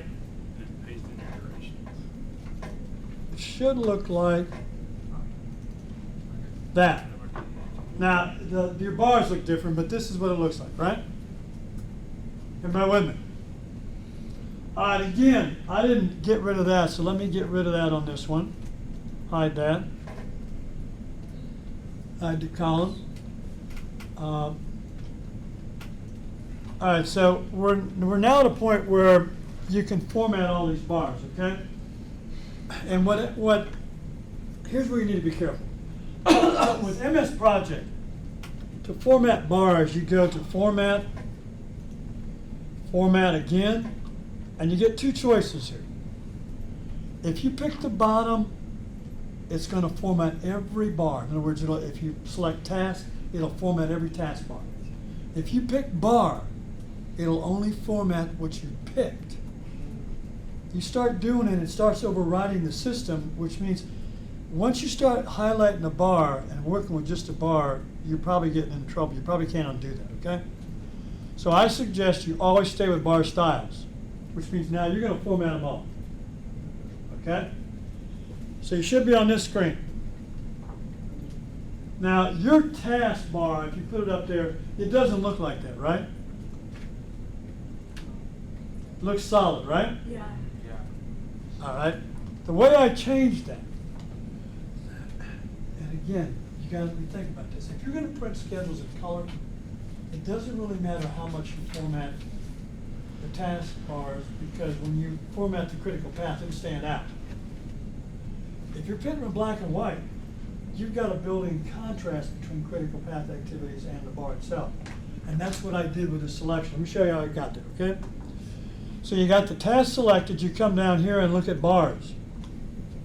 It lets you choose, this is for the start and the end of it, don't mess with it, okay? Work with these 3. It lets you pick shape, which I would leave it alone. Again, you can make a different shape, you can make it here. You pull down that, you can make it any one of them. You can get it real skinny. If you got a big schedule, the problem is it doesn't make any sense to make a skinny bar. If you put labels beside it, you're not going to be able to scrunch it up because the labels will overcome it. Unless you make the labels so small you probably can't read them. So I would encourage you to leave the default, but here's where I changed my bar, okay? I made it, you probably got that color, I made it a lighter color. I wanted it to stand out, and what I did, rather than a solid color, I also selected a different pattern. Rather than a solid pattern, I selected that one. And that's how I got that that bar looking over. You don't have to do it that way, but that's how you get there. When you do your schedule, especially if you're not printing in color, you need to think about how you contrast the bars in black and white. All right? Everybody with me? Now you can format, once you got that, you can also format the text on a bar. Left, right, top, bottom, you can put it multiple places. What is generally accepted practice is putting it on the right side, okay? Put your cursor there, and if you don't have name in there, but just type it in. Name will pop up. There's a ton of things you can use, okay? If you get name in that, and then click OK, you should see close to what I have here, right? Everybody there? Got it? You may have a different style there. If you want to change, I think it's format, text styles, and you can go to what? Bar text, right side, and you now can format the size, the font, and the size of all those titles. If I want to make them bold, click OK, watch what happens. Now they're bold. You can play with this print on all of them. And again, I suggest you do everything we've done right now, decide on that before you start putting in relations. Get these bars looking like you want them to look. All right? Any questions so far? Everybody up with me? All right. Let's see what we got here now. Relationships. All right, there's a number of ways to do that too. You can, literally, let me show you some, okay? Just pay attention for a second. Don't try to do it yourself. A predecessor for storefront would be Procure Storefront, right? The easiest way, you can take Storefront, right-click, and hit information, and you should get this. Okay? Do that. Pick any activity. Right-click it, and pick task information. Okay? Everybody there? Everybody there? All right. On this, there's a tab here called predecessor. Don't have successors. Don't ask me why. They only deal with predecessors. And what's in the system now, you can either go with an ID, which is that column. I'm not sure, but well, this column. I think it's this column. Or you can just go here and say, okay, you want to know, right here, we selected Storefront, and we need to tell it what the predecessor for Storefront is, which is what? Procure. Maybe other things, but one of which is Procure, right? Task name that procures it, all your schedule activities now pop down. So in this case, Procure Storefront. This is the relationship. Right now you're saying finish to start. Storefront has to be procured before installation can start. Right? You click OK, watch what happens here. Now, all of these activities are stacked up here, why? Because the only predecessor for them until you start adding relationships is what? Project Starter. Until you get relationships, everything's stacked to the left because it's, hey, that's all you've told it. All right, that's one way. A predecessor for foundations, or for foundations. What would be the predecessor for foundations? Earthwork? You can put your cursor over towards the end of an activity, and you'll get this little doohickey. All you got to do then is drag it to the start of whatever activity, and now much quicker, right? Everybody see that? You can either go to information, add the predecessor, or you can highlight and drag, okay? I mean, Plumbing Underground is a predecessor for Slab on Grade.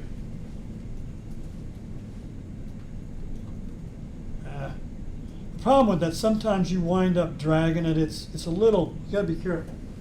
Do you see how easy that is? There's another way, which we're gonna use today because you can get it done real quick. Put your cursor on, highlight the first cell or first column after the duration. Do that quick. And right click. And select insert column. And you get all kinds of options here, okay? You want predecessor, I think, wait a minute. What have I got It's here already for you? there. I gave you, open that Excel sheet I gave you and unhide the column after, what is that, successor or predecessor? Predecessors. Predecessors. It's predecessor? All right. Predecessors. So go down there and you can type in P, hops on down. You want to insert a column that is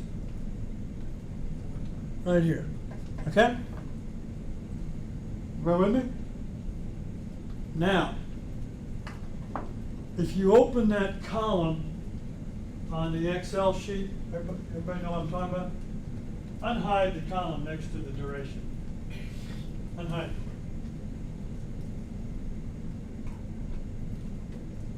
No, back on the Excel sheet, not on MS Project.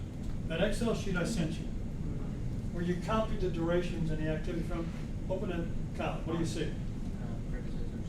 See predecessors, copy and paste it. Copy and paste the predecessors in there from that same sheet. And as long as we haven't moved any of these activities, it should be right. If you moved an activity, it's now got a different label. Everybody there? Did you find it, Brian? You good? You good, David? Only this thing didn't change when I formatted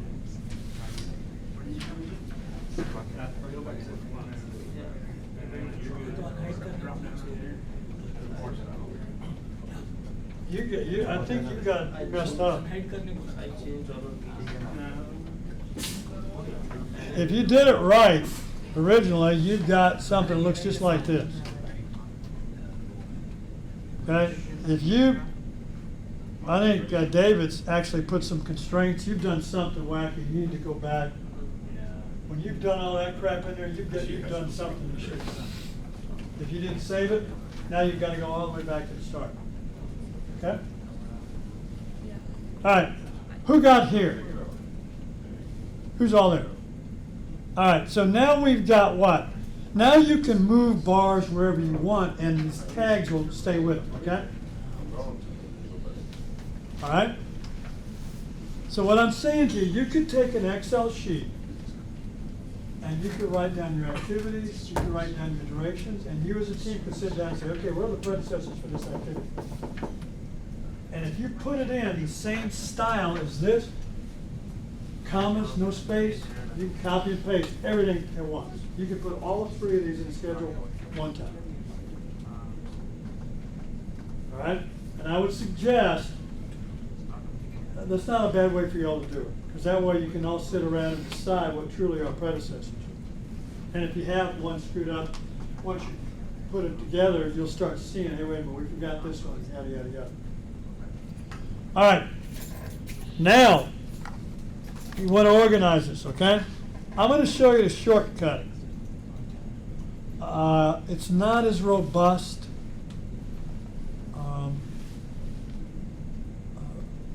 If you're really interested in learning the robust one, get with me and I'll give you some directions. The robust one, you actually have to go in and label each activity with a code you established to group them, tell it, and then you can actually do better sorts. You can do a little bit more formatting on them. It's just more robust, okay? But it takes 2, 3, 4, 5 times as long.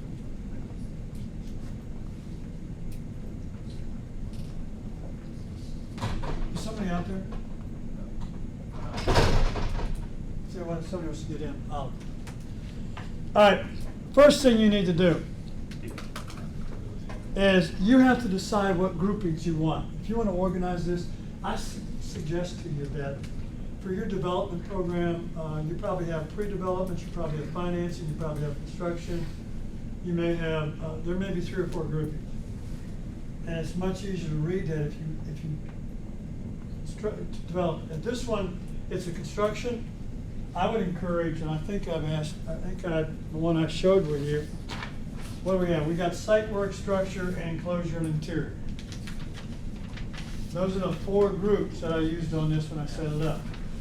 We're gonna set up those same groups here, but first off, what you need to do, it's simpler. You gotta identify what groups you want, and then if you move these activities so that they're together as a group, it's much easier to do this, okay? You can still do it if you don't, but it's much tougher. But let's go ahead and see if we can't do this. We need earthwork, hardscape. See, I've got all this other crap down towards the end, right? If you want to move that activity, it's just like what? Like you do with Excel. Highlight it and move it. Okay? That's all you got to do. It's just like Excel, okay? I want to move paving into that group. I don't know, probably can move 2 of them at a time. I don't know. You guys may know, I don't know. Don't worry about having the right order. Just get them in a group, okay? And I have landscape in that group, right? Yeah, landscape irrigation. All right, go ahead and move those 4 quick, okay? All right, structure. Everybody there? What I'm trying to share with you, when you put this in, if you all as a group decide how you want to group and organize your schedule, when you start identifying activities, you're going to do what? Put them together as a group. You said, listen, I want all the pre-development activities in one group. What you'll do on your Excel before you copy and paste is get those in the same order, or get them together, right? I didn't do it on what I gave you because I wanted to show you how you move cells, all right? Let's move a few more. If you go for structure, I had procure steel. Pull that one down with these structure items. Got footings, that's already in there. Foundation, if that's in there. Plumbing underground's there, right? Slab on grade's on there. Exterior walls is already there. And erect structure. It's already there, right? Let's take the next one for enclosure. That procure storefront, we got to move that one.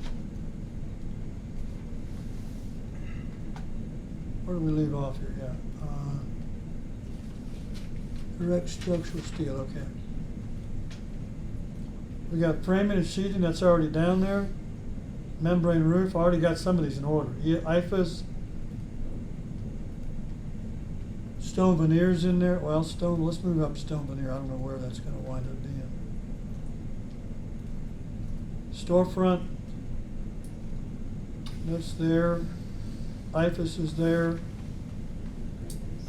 Roofing's got to be up there, right? Where did I put roofing? Oh yeah, membrane roof's there. IFAS and storefront. Awnings would be the last one. And then on the interior one, we've got paint. Well, that ought to be there too. That's on the exterior too. So we got interior framing, MEP petition. All right. Get them all grouped. Get them at least together, what you got here, okay? I'll give you a couple minutes to do that. Because we're getting close. You're learning all you need to learn today.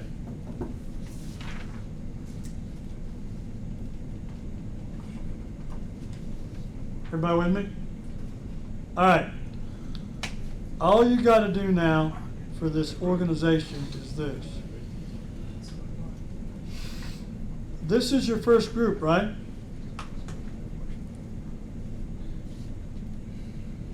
I think you got to highlight the, well, wait a minute.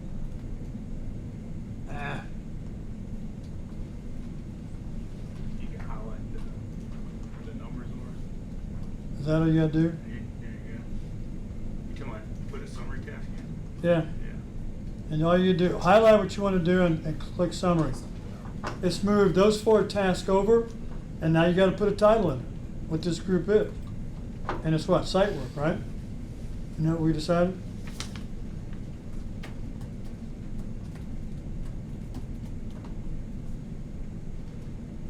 Okay? Everybody do that? Do the next one. I think you can just highlight this too. Let's try that. Guess we stop there. Summary bar. Sure enough, that's all you got to do. And this one is what? Structure, right? Ah.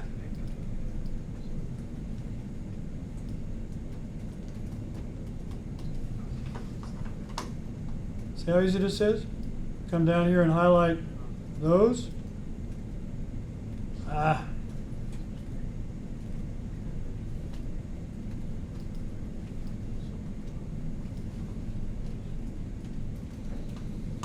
And that's enclosure. And then the last one is interior.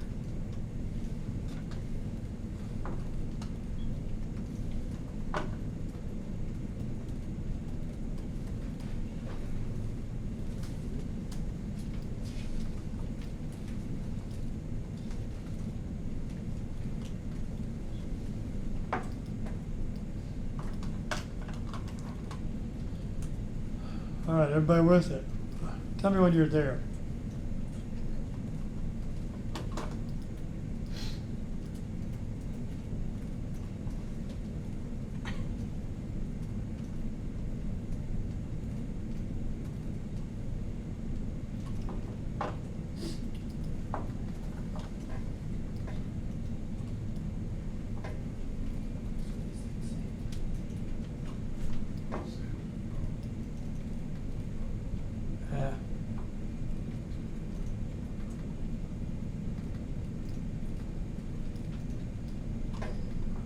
Good.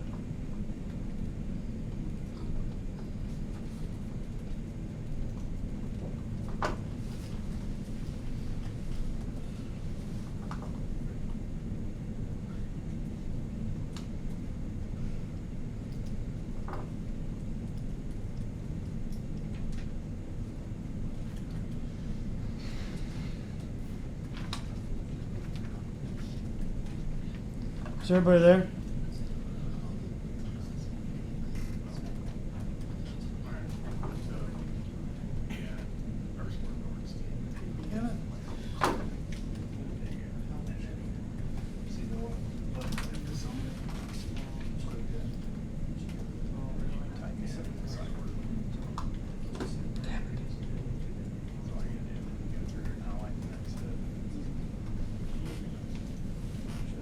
All right, everybody there? Raise your hand if you're there. All right. Now, what would you think, what needs to happen next? You got it organized, you got all the relationships in. Again, at this juncture, you're probably revisiting that. It's still a little difficult to read, right? Things are all jumping around. Go up here and I think it's view. And then do sort. It gives you some options here. Collect start dates. Select start date. Now it is taken within each group, organized everything by start date. Much easier to see the flow, okay?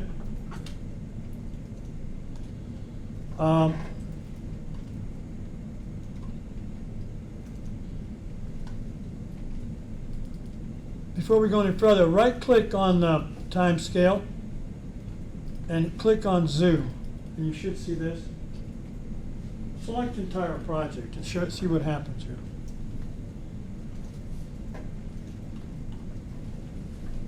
Now you can see it all in one, in theory, on one screen, okay? But notice how the flow is there. I mean, again, you can really see the activities. This one, for some reason, you can actually go over there. There's your start date. If you want to see the critical path,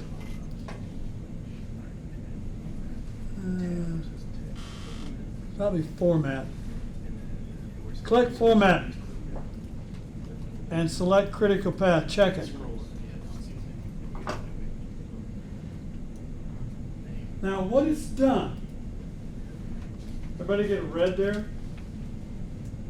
Since I've told all the taskbars were patterned, it didn't override that. But what it did was what? It didn't override the color, it overrode the color.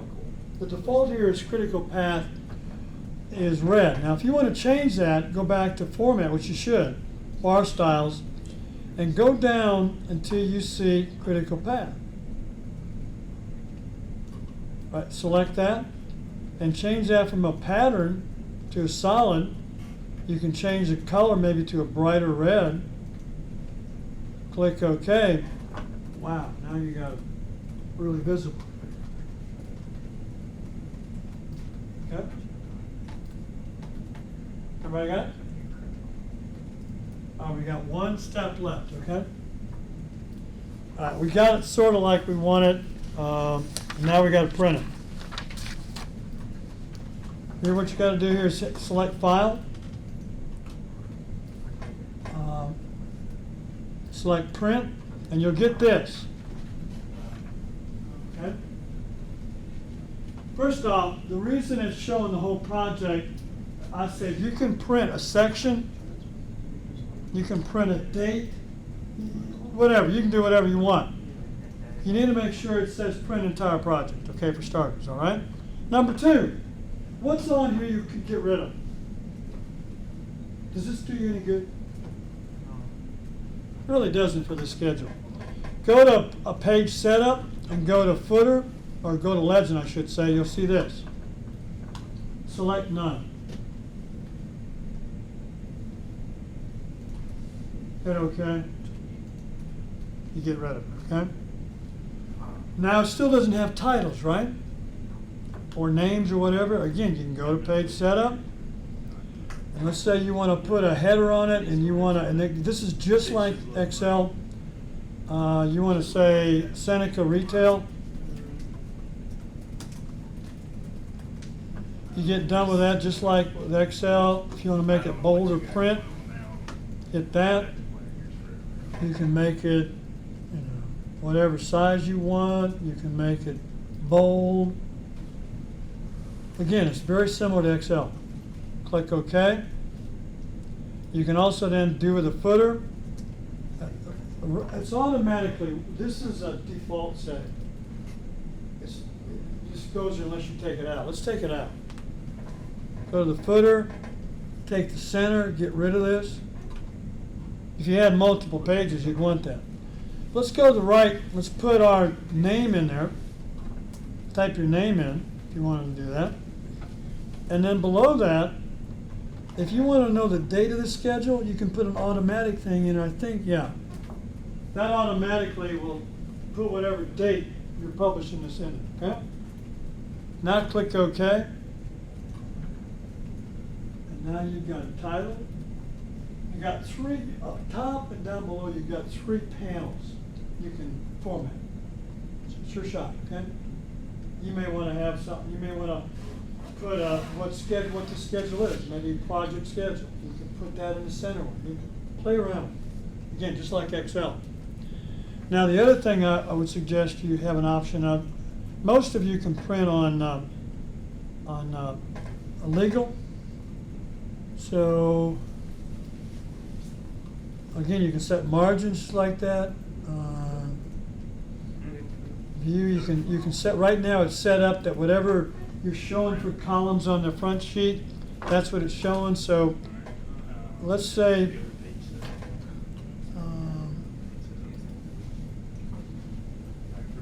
and all sheet columns, click OK. That'll print them all. If you don't want to see that, which you probably don't,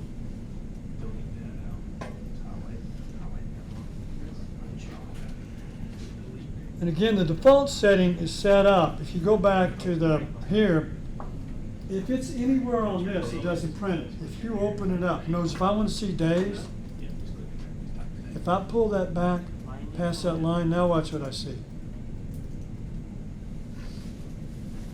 now I see activity plus durations.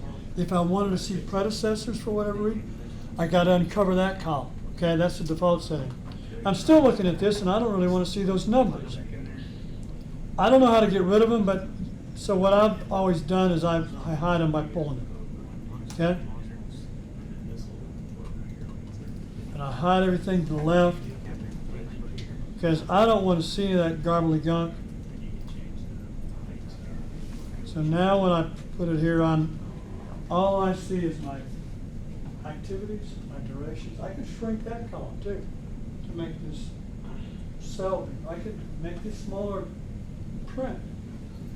I would encourage you to think about changing this to legal, which is what I passed out, and you get a very readable print. But you can change it to whatever paper size your printer can print. Questions? You have just graduated from MS Project 101. Yes, Gail, what you got? I don't have a question. Were you doing stretching? That part, yes. Questions, gang?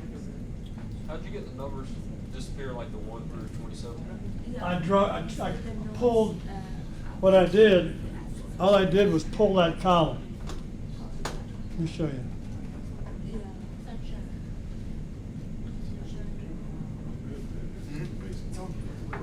There, right? I get that to that and hide it. Okay? Again, just like Excel. Excel, you can hide them, but you can also drag it. All right, other questions? Yes? Are we turning this in? No, what you're gonna do is turn in your schedule as a group next time. Format it, I would encourage you all to use your own format, but you might wanna start with at least everything we've done today. Gotcha. Format bars, decide on groupings. I'm gonna show you, just so you know what's coming. I used to teach this in the MRED students, and they have a little bit of theory. I'm not sure they do, but in theory, they should have a better feel for the development activities. So I'm gonna share with you what they came up with as a group, not only for activities, but duration and sequence. As a learning experience, okay? And all I want you to do is as you put your schedule together, just give it some thought. Okay, this is a small little job. The durations and the activities you pick on the schedule are probably similar to the one for your project, but it's much, much smaller, so durations ought to be much different, okay? All right, but I don't have any magic here. But when you get up here and defend what you've done, you ought to have a logical reason why you did what you did, okay? Okay? Anything else? If not, I'm done. So, for the next is the project assignment for the group. Use our own list of activities. Yes, I want to see what y'all come up with. This is kind of a dry run for what you're doing now, okay? To me, it ought to be a learning experience where y'all kind of take constructive shots at each other and hopefully walk out a little bit better prepared to do the project, okay? The project due date is next week, but if you look at the assignment, for the Roland office building, everything else besides the Roland office building, I tell you, I'm gonna give you activities I don't. All that other stuff, you now know it's Roland, and you develop your own activities, your own durations, and get it presentable now as an MS project. Yeah, that's all I'm asking. Excuse me, you're talking about the exercise 4, right? That size, you do whatever you want, okay? I'm saying everything besides rolling on there. Yeah. See the syllabus for due date? Okay. I've changed it. It's gonna be your schedule, your plan, and then how do you wanna present it. Which means I want you to think about all this, okay? And since you're an architect, you guys ought to be the most impressive, right? Most creative. Contractors are not that creative, you know that, don't you? All right, we're done. So y'all have a great week. Make sure y'all reach out to your distance students and getting their input on this. What I would, last thing I want to tell you, okay? This is not a construction schedule, what I'm asking you to do next week. So I wouldn't be, I give you one bar for construction on this one. on a tenant space where you might have, like on this rolling thing, you might have what? Maybe a separate bar for tenant upfit. And again, I tried to share with you some other stuff, but my point is, don't be doing 20 activities on construction. If there's only 1 or 2 activities, that's fine. You need to focus on development and design. Very similar to, I mean, this one has 4 activities out of 23 under construction. Everything else is what? Developer or design. That's where I want you to focus. Okay? For the rolling thing. And also for the one downtown, my guess is, we probably will have 3 or maybe at most 5 construction. Maybe the foundation, structure, skin, whatever. I don't want to see a lot of construction done. All right, you have a great week. See you on Tuesday. Yeah, there's a baseball game tonight. I just looked, I don't know, I think they might have canceled. They did? Is it raining? They might have. I just looked out the window, it looks like it is. Yeah, I just looked online to see what time it started. Well, there's one tonight supposedly and one tomorrow night, guys. Yeah, they're, I just looked. Is one of the summary line I got. How do you think you do that? Go back to format? Go back to format. Format bars. Go down to summary bar, which is one of these right there. Select that and go down to text. And tell it you want to see the name. Yeah, right? Put name in there. No, you don't have to type it here.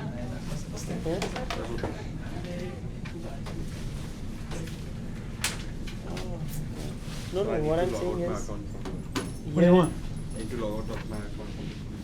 What did you want? here it shows this line, but here there's a solid bar. Why is that? What? Sidewalk, this is a solid bar. Well, again, you probably overwrote it. Can I do I'm this? telling you, weird stuff happens, okay? Which is why I'm always telling you to save it as you go through it. You did something that overrode The all previous- bars, okay? Okay. You may have picked bars Now, was there something set as in opposed to bar styles. about our? Okay. Once you do that, you're overriding, Okay. and I don't, frankly, I don't know how to undo it, okay? Okay. To me, it was never worth it. If I saved it, I just went back and, So that way, everybody. Okay, fine, I'll figure I- that out. that's Yeah. what I- but what you just did should work for all of them if you haven't overridden. Did you see me? No. Okay. What are you doing? You trying to log out? No, I'm trying to activate. I think I can record it. No, close that. I try to keep it cute. I try. What are you trying to do? I don't want to activate. Forget it. Yeah, it's over. Dr. Bosman. I'm done. Well, wait a minute. Don't cut it off. Uh-oh. Well, I don't know. You want to log out? Log out, yeah. Okay. I'll see you next Tuesday. Nope. Yes. See you next No. Tuesday. The midterm's not. Yeah, you're gonna see me Tuesday. Yeah, you're gonna be here next week. It's just the week after. Yes, sir. I'm not sure why you gotta be here for a meeting that's a week, can't be here because it's a week later. Why are you going down a week early? No. Your thing Oh, down no, there no, is the no, no. 10th. So on March 3rd and 4th is the Men of Color Summit. Says 10th. March 10th is Power Up. So there's 2 things. Oh, There's 2 separate things. oh. All right, that makes sense. But notice I didn't even challenge you. It's all. I like when you challenge me. You do? I do. Yeah. Okay. I was gonna get it, but then I just remembered. Get how what? it hurt. Is that the cap to your water bottle? Yeah, but will- I'll get it, I'll get it. Okay, I was gonna say, I have reason to believe that is yours. All right, Did you get it? Yeah. You good, Jackie? See you later. I probably should have told y'all, if you're in doubt, there's a lot of tutorials online too. The one I gave you is the simplest. Oh. But you can, if you wanna do a lot of fancy stuff, look online. Once the first time I got it wrong, I'm sure there's a YouTube on everything you wanna do. Yes. the first time I got it wrong, it was because that auto it did not pick up. There was a manual in this. So I did that auto and then. But what I did, I generally save it after I put the activities in, save it after I put relationships in, save it 3 or 4 times, and that way, I'll just go back. Okay. And So as soon as something is wrong, you can go back to the yeah, previous. just forget it, go back. But you do whatever you want to do. But I